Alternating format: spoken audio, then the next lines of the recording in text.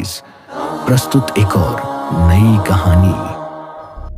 हर रोज की तरह भोला आज भी सुबह जल्दी उठ गया था। वो इस गांव का सबसे छोटा और बहादुर नाविक है।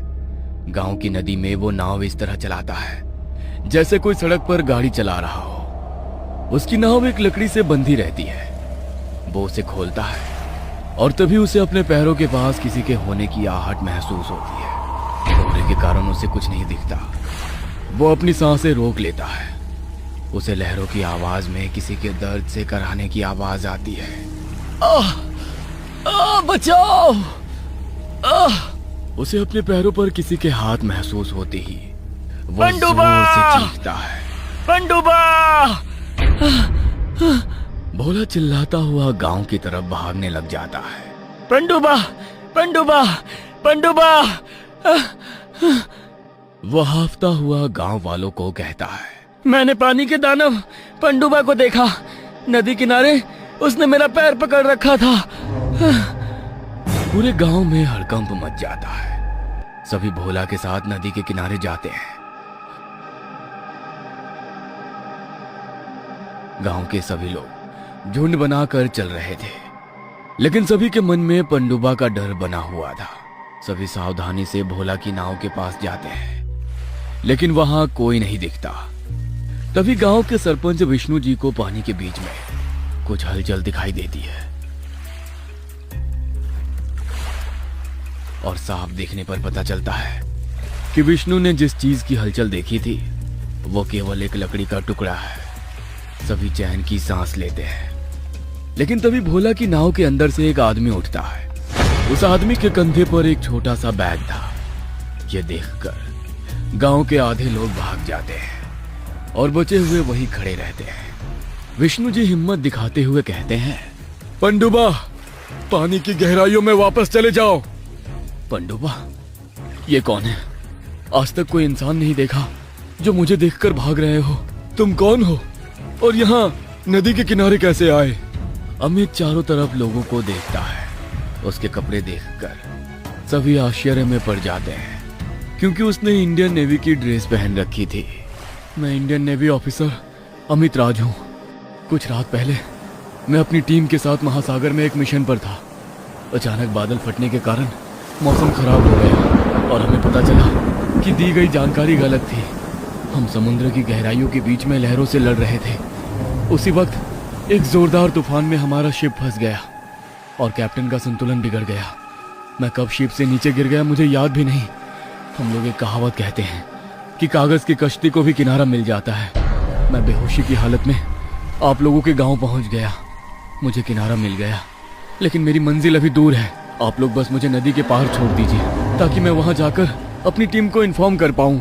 सभी अमित की बातें चुपचाप सुन रहे थे।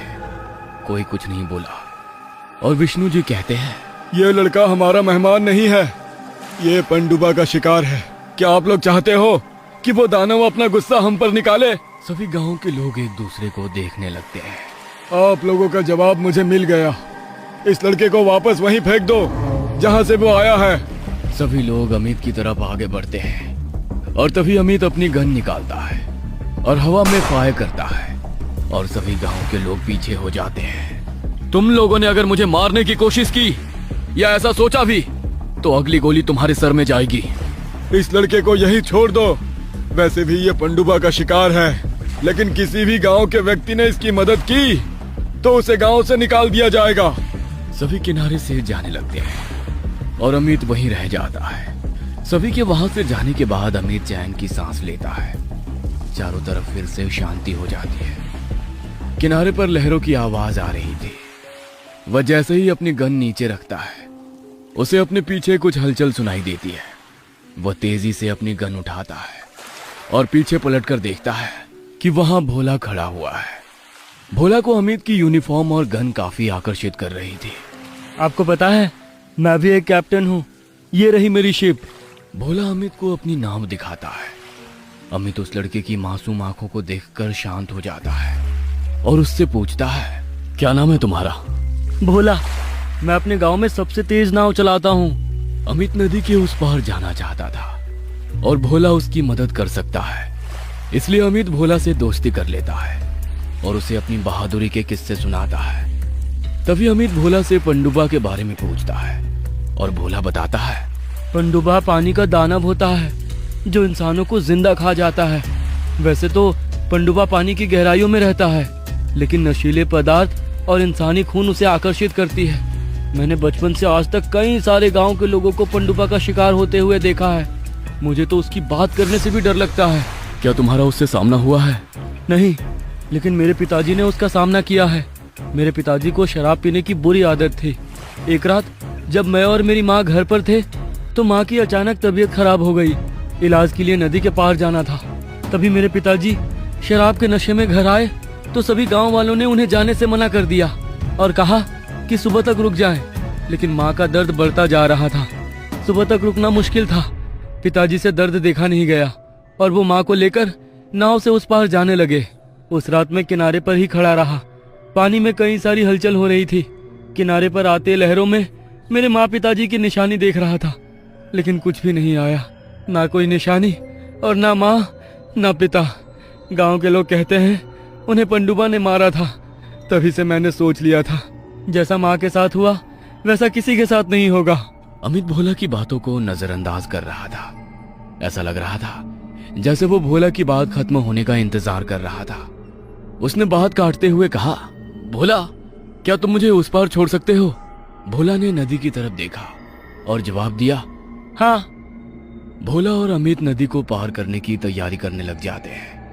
वो दोनों रात में नदी पार करने का निर्णय करते हैं, क्योंकि दिन में किसी गांव वालों ने अगर उन्हें साथ में देख लिया तो भोला को गांव से बाहर कर देंगे। वो दोनों गांव वालों की नजरों से छुप छुप कर नाव तैयार कर लेते हैं। अमित के पास एक छोटा बैग रहता है जिसमें जरूरत का सारा सामान रखा हुआ रहता है। वो उसमें से कुछ औजार निकालता है और जैसे ही भोला उसके पास आता है वो बैग बंद कर लेता है। भोला अपने साथ जानवर का मांस लाता है और कहता है, पनडुब्बा का पेट मगरमच्छ जैसा होता है।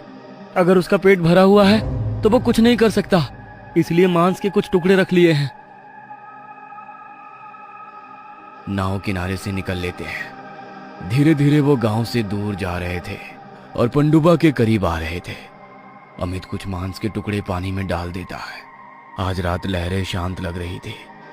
आधा रास्ता निकल गया था। दोनों में उम्मीद बढ़ गई थी। अमित अपने बैग में से छोटा रेडियो निकालता है और आसमान में लहराते हुए उसमें सिग्नल ढूंढने लगता है। तभी अमित को कोहरे में दूसरी तरफ का टापू दिखाई देता है। उसके चेहरे पर मुस्कुराहट झलक आती है। तभी वो अपने छोटे बैग से शराब की बोतल और सिगरेट निकालता है। भोला अमित की इस हरकत को देख चौंक जाता है और अमित को मना करने के लिए नाव के चाबुक को छोड़कर अमित को रोकता है और अमित का हाथ पकड़ लेता है। अमित गुस्से में भोला को दूसरी तरफ धक्का देकर कहता है, अब तू मुझे रोकेगा? मेरे शिप का कैप्टन मुझे नहीं रोक पाया तो तू कौन होता है? नाव डगमगाने लगती है और अमित बोतल को मुंह से लगाता है और एक सांस में सारी शराब पी जाता है। वो नशे में बड़बड़ाने लगता है। उस रात जब मैं शिप पर था तब भी मैंने शराब पी रखी थी। सच बात तो ये है कि शिप को कुछ नहीं हुआ था, मैं ही गलती से गिर गया था। लेकिन देखो तब भी मैं जिंदा हूँ, मेरा कोई कुछ नहीं कर सकता, तुम्हारा पनडुब्बा भी नहीं। पनडुब्बा पनडुब्बा बोल के मेरा दिमाग खराब कर दिया था। मैं किसी पनडुब्बा से नहीं डरता हूँ। अमित अपने झूठे गुरूर में जोर जोर से हंसता है। वो नशे में धुत था। भोला खुद को संभालता है और चाबुक उठाता है। तभी उसे पानी में से कुछ आवाजें सुनाई देती है। अमित पानी में टॉर्च से देखता है तो उसे कुछ नहीं दिखता है, लेकिन जैसे ही वो पलटता है वो देखता है कि भोला के पीछे पनडुब्बा खड़ा हुआ है। ना निकले। वो अपने पीछे देखता है कि काली चमड़ी और लाल आंखों वाला पनडुब्बा खड़ा हुआ है। डर से भोला का पेशाब निकल जाता है।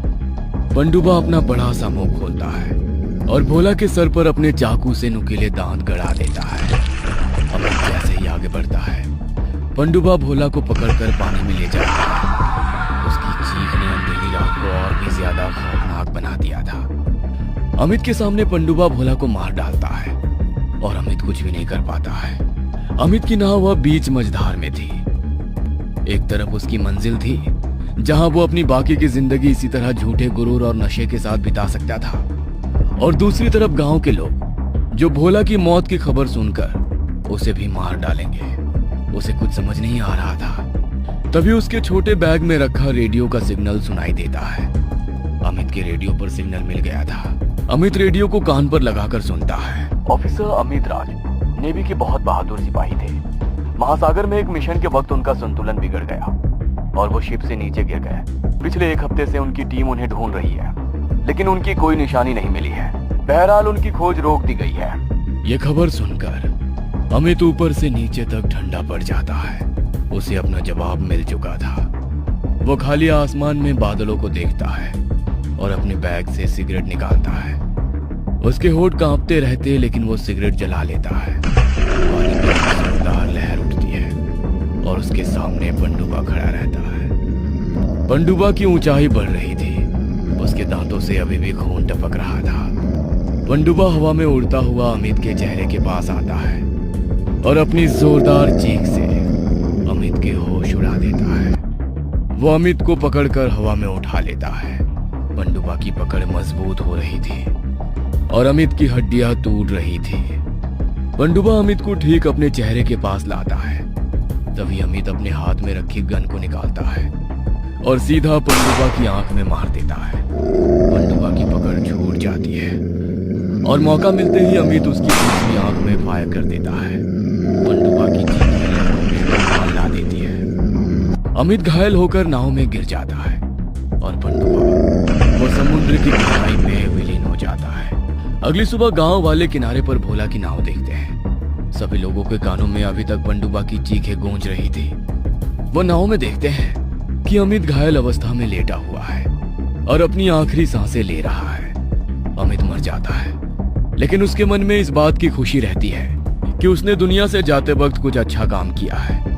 अमित को उसकी मंजिल मिल गई थी। उसके बाद गांव में फिर कई सालों तक पंडुबा नहीं देखा गया। लोगों का डर अब कम होने लगा था और अब पंडुबा सिर्फ कहानियों में ही सुनाई देता था।